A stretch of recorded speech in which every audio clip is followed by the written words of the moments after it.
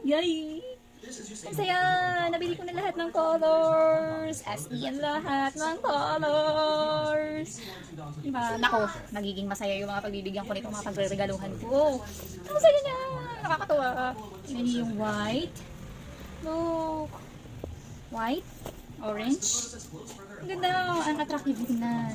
Look, may tindig siya ha. Ay, wala pang laman yan ha. Wala pang laman yan sa loob, pero may tindig siya. Hindi siya yung lulunto-lunto na pag walang laman, eh, malambot.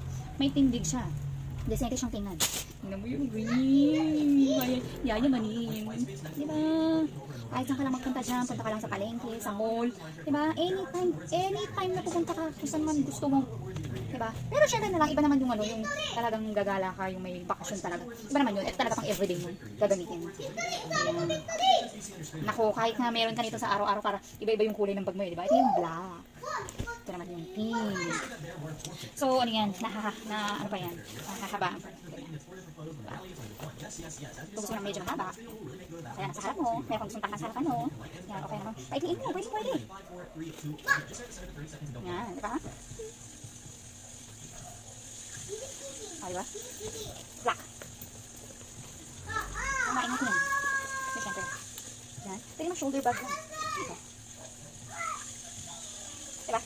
Ganyan, no? Pero mas gusto ko yun. Kumari, nasa di, ano ka. Pero kung iniingatan yung gamit, ayaw mo mas match. Yan, diba? Next, green. Oh. Wala pang naman yun ha, pero may tindig na siya. Hindi siya malambot, hindi siya lalambot. Next, light blue. Light blue ba? Diba? Next, gray. White ata. White gray ba?